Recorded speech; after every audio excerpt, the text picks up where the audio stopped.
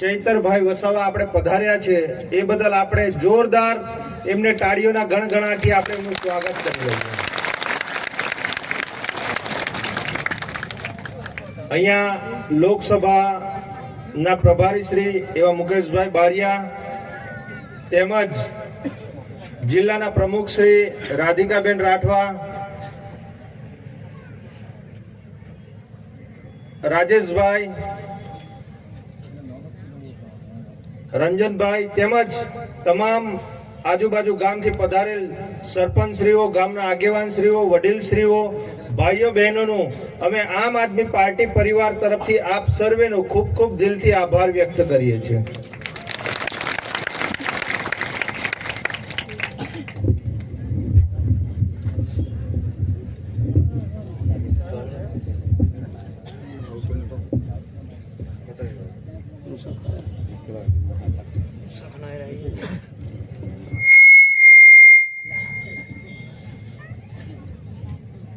આપ સૌ અમારી આતુરતાથી રાહ જોતા હતા, પણ સાહેબ શ્રીના અગાઉ પણ 3-4 કાર્યક્રમ હતા એટલે અમે થોડા લેટ થયા છે।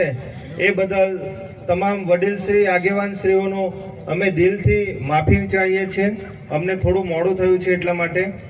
આપણે મિત્રો તમે જોતા હશો આપણા ડેડિયાપાડાના ધારાસભ્ય શ્રી ચૈતરભાઈ વસાવા, જેઓ હર હંમેશ પ્રજાના નાના મોટા પ્રશ્નો હોય, એ ઉમરગામથી અંબાજીના હોય કે સમગ્ર ગુજરાતના પ્રશ્નો એ હંમેશા ઉઠાવે છે।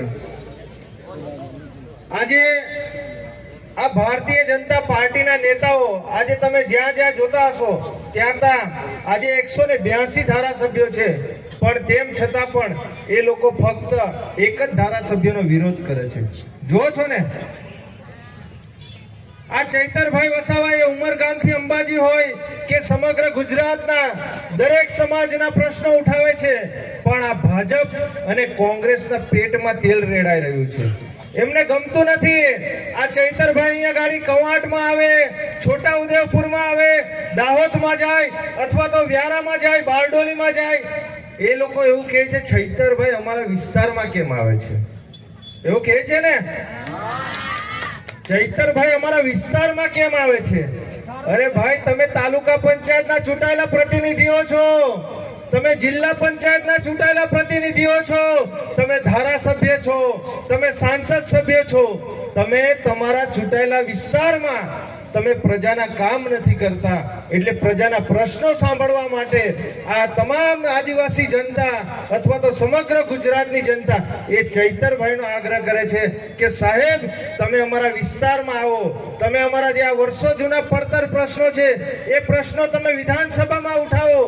એના માટે આ તમામ જનતાઓ આજે જાગૃત થઈ અને આજે ચૈતરભાઈને દરેક વિસ્તારમાં એ કાર્યક્રમો માટે બોલાવે છે। પણ મિત્રો, આજે તમે હમણાં જોયું હશે અહીંયા ગાડી કવાંટમાં ગઈકાલે સાહેબશ્રીનો કાર્યક્રમ હતો, એના 4-5 દિવસ પહેલા ઘણા બધા નેતાઓ અહીંયા આપણા જિલ્લામાં આવીને ગયા ને। એ લોકો જ્યારે ચૂંટણીઓ આવે છે ત્યારે એ લોકો મોટા મોટા વાયદાઓ કરે છે, મોટા મોટા આશ્વાસનો આપે છે, મોટા મોટા તાઇફાઓ કરે છે, પણ જ્યારે ચૂંટણીઓ પતે છે એટલે એ પાછા કુવાના દેડકાની જેમ ગુફામાં ઘૂસી જાય છે। હમણાં ચૂંટણીઓ આવશે, જેવી રીતે ચોમાસામાં વરસાદ આવે છે એવી રીતે પહેલો, બીજો, ત્રીજો વરસાદ જે આવે એમાં કેવા પેલા ગુફામાંથી હમણાં દેડકા તમને કોઈ ખેતરમાં જોવા નહીં મળે, કોઈ ખાબુચિયામાં જોવા નહીં મળે, નાના મોટા પેલા ઝરણાઓ હશે ત્યાં પણ જોવા નહીં મળે, પણ જેવો પહેલો ને બીજો વરસાદ પડે એટલે એ દેડકા ગમે તેટલે ઊંડે હોય એ ત્યાંથી પણ નીકળીને એ લોકો બહાર આવી જાય છે ને। એ લોકો આખી રાત ગાંગરે છે। એવી જ રીતે આ ભાજપ અને કોંગ્રેસના નેતાઓ, આ લોકો વર્ષોથી, એ મામા ભાણિયાઓ વર્ષોથી જેવી ચૂંટણી આવે એવા ખાલી 2-4 મહિના પહેલા એ લોકો એક્ટિવ થાય અને પ્રજાની વચ્ચે જાય। એ મરણ જરણ હોય, લગ્ન પ્રસંગ હોય કે નાના મોટા ભાજપ કોંગ્રેસના કાર્યક્રમો હોય એ ત્યારે જ તમને ઈદના ચાંદ જેવા એ લોકો દેખાય। અને જ્યારે આ ચૂંટણીઓ પતે ત્યાર પછી એ પાછા કુવાના ડેડકા જેવા ઘૂસી જાય છે તો 5-5 વર્ષ સુધી એ દેખાતા નથી. આજે આપણા વિસ્તારમાંથી ઘણા બધા તાલુકા પંચાયતના સદસ્યો હશે, જિલ્લા પંચાયતના સદસ્યો છે, ધારાસભ્યો હશે, સાંસદ સભ્યો આપણા વિસ્તારમાંથી ચૂંટાઈને જાય છે. એ તમને દેખાય છે ખરા? તમે તમારા તાલુકા પંચાયતના સદસ્યને ઓળખો છો? તમે તમારા જિલ્લા પંચાયતના સદસ્યને ઓળખો છો? એ આપણા પ્રજાના પ્રશ્નો માટે દેખાય છે ખરા? પ્રજાના પ્રશ્નો ઉઠાવે છે ખરા? આજે આ ચૈતરભાઈ વસાવા એ તો 2022 થી આપણા ધારાસભ્ય છે, એ તો ડેડિયાપાડાના ધારાસભ્ય છે, પણ તેમ છતાં આજે ઉમરગામથી અંબાજી કે સમગ્ર ગુજરાતમાં એ દરેક સમાજના કોઈ પણ નાના મોટા પ્રશ્નો હોય, તમે આજે કોઈ પણ સોશિયલ મીડિયામાં તમે જોઈ લો, તમે ટીવી ચેનલમાં જોઈ લો, તમે યુટ્યુબ, ઇન્સ્ટાગ્રામ, તમામ જગ્યાએ આજે ચૈતરભાઈ વસાવા એને છોટાઉદેપુરમાં કાર્યક્રમ કર્યો, આજે ચૈતરભાઈ વસાવાએ કવાંટમાં કાર્યક્રમ કર્યો, આજે ચૈતરભાઈ વસાવાએ દાહોદમાં કાર્યક્રમ કર્યો, આજે ચૈતરભાઈ વસાવાએ બારડોલીમાં કાર્યક્રમ કર્યો. આજે આપણા જ વિસ્તારના સાંસદ સભ્ય છે જસુભાઈ રાઠવા, એ આજે 2 વર્ષથી ચૂંટાઈને અહીંયા આપણા વિસ્તારમાં ફરે છે. દેખાય છે ખરા તમને? એ જસુભાઈ રાઠવા અમારા નર્મદા જિલ્લાની જે નાંદોદ વિધાનસભા આવે છે એ ત્યાંના પણ સાંસદ છે. એ જ્યારથી એ 2 વર્ષથી ચૂંટાઈને ગયા છે ને ત્યાં ગાડીની જનતા એમને દીવો લઈને હોધે છે, તેમ છતાં તે મળતા નથી. એમના અગાઉ ગીતાબેન રાઠવા હતા, એ ગીતાબેન રાઠવાએ 5-5 વર્ષ પૂરા કર્યા, પણ આ નર્મદા જિલ્લાના જે રાજપીપળા વિસ્તારના જે 2-5 કિલોમીટરના એરિયાના ગામો છે એ ગામોના નામ પણ નથી ઓળખતા એ સાંસદ સભ્ય. વિચાર કરો, જેવા લોકોને આપણે સાંસદ સભ્ય બનાવે છે, આ ભાજપના સિમ્બોલ પર, આ કોંગ્રેસના સિમ્બોલ પર એ લોકો ચૂંટાઈ જાય છે, પણ એ લોકો 5-5 વર્ષ સુધી આ પ્રજાના પ્રશ્નોનું નિરાકરણ કરવા માટે કોઈ દિવસ એ લોકો રસ્તા પર આપણાને જોવા નથી મળતા. એટલે મિત્રો, આપણે બધાએ જાગવું પડશે આવનારા દિવસોમાં. આજે ચૈતરભાઈ એક જ વ્યક્તિ છે, એ સમગ્ર વિસ્તારમાં આપણા નાના મોટા પ્રશ્નો ઉઠાવે છે, એ વિધાનસભામાં અવાજ ઉઠાવે છે, એ જિલ્લા પ્રશાસન હોય કે સરકાર હોય, પોલીસ પ્રશાસન સામે એ અવાજ ઉઠાવે છે. એમની પર આજે 19 જેટલી આપણા પ્રજાના પ્રશ્નોની સામે લડતા લડતા આ સરકારે એમની પર ખોટા આજે 19 FIR નોંધાવી છે. આ ધારાસભ્ય આજે 2 વાર જેલમાં જઈને આવ્યા છે.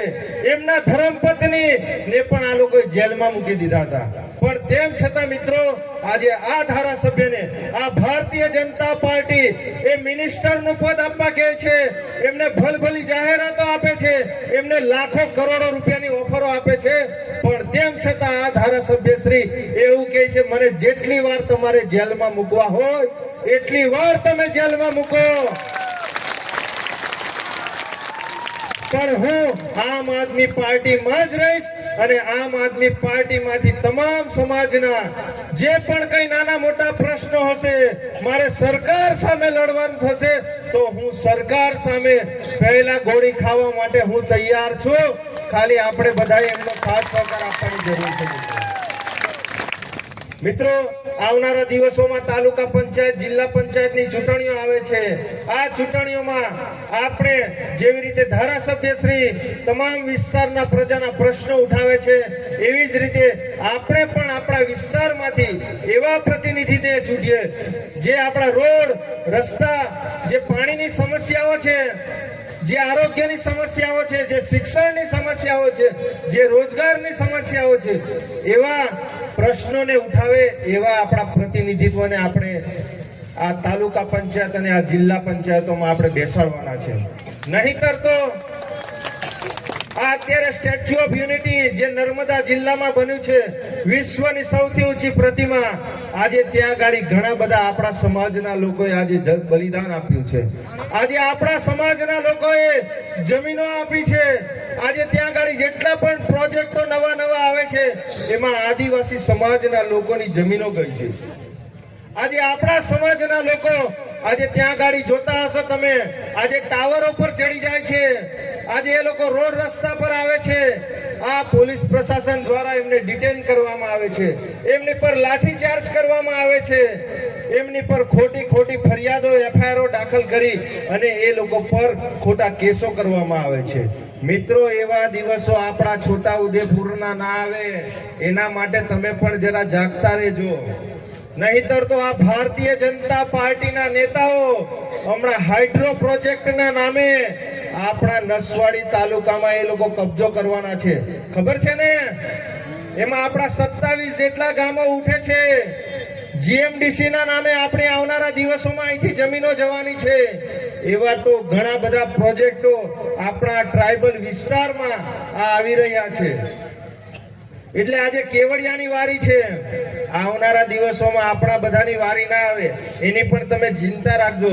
આજે તમે છત્તીસગઢમાં જોઈ લો, આજે મધ્યપ્રદેશમાં જોઈ લો, મહારાષ્ટ્રમાં જોઈ લો, આજે ગુજરાતમાં જોઈ લો. જ્યાં જ્યાં આપણો આદિવાસી વિસ્તાર વસેલો છે ત્યાં ત્યાં ભારતીય જનતા પાર્ટીની જે સરકાર બેઠેલી છે એ સરકારો આપણા લોકોની જે જમીનો છે એ જમીનો નહીં જેવી કિંમતમાં આજે એ લોકો અડાણીને અંબાણીને આપી રહ્યા છે. આજે આ હમણાં અંબાજીમાં જે ઘટના થઈ તમે જોઈ ને, એ બાબતે આપણા ધારાસભ્યશ્રી તમને વધારે કહેશે. વધારે ન કહેતા ઘણું બધું મોડું પણ થયું છે. આપણે સાહેબશ્રીને પણ આપણે સાંભળવાના છે. એ માટે અમે અમારી વાણીને વિરામ આપીએ છીએ. તે બાબત આપણે એક સાહેબ માટે એક જોરદાર નારો લગાવી દઈએ. તમામ મારા સાથી મિત્રો બે હાથની મુઠ્ઠી વાળી અને એકવાર જે આપણા વચ્ચે આપણા સાહેબ આવ્યા છે એના માટે એકવાર જોરદાર નારો લગાવી દઈએ. નહીતર તો અહીંયા ભાજપ અને કોંગ્રેસના માણસોને આ નેતાઓએ મોકલ્યા હશે અહીંયા ગાડી જે સભા છે એ સભાને સાંભળવા માટે. અને અહીંયા ગાડી તમારી પાસે કેટલી એનર્જી છે, કેટલો ઉત્સાહ છે અને કેટલી તાળીઓ વાગે છે અને કેટલી આપણે ઉત્સાહમાં આપણે સાહેબના નારા લગાવીએ છીએ. એ પણ આ બધા ભાજપના નેતાઓ રિપોર્ટિંગ માંગશે એમની પાસે. એટલે હવે આપણે બધા જાગ્યા છે, આપણે બધા પરિવર્તન તરફ આપણે જવાનું છે. તો આપણે બે હાથની મુઠ્ઠી વાળીને એક જોરદાર નારો લગાવી દઈએ. બોલો જય આદિવાસી.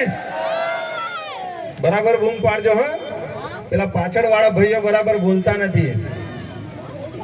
બોલો જય આદિવાસી, જય જોહાર, જય જોહાર.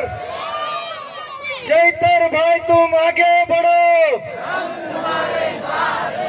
ચૈતર ભાઈ તુમ આગે बढ़ो. માઇક વાળા ભાઈ જરા માઇક બરાબર કરજો, સાહેબને આપણે સાંભળવાના છે.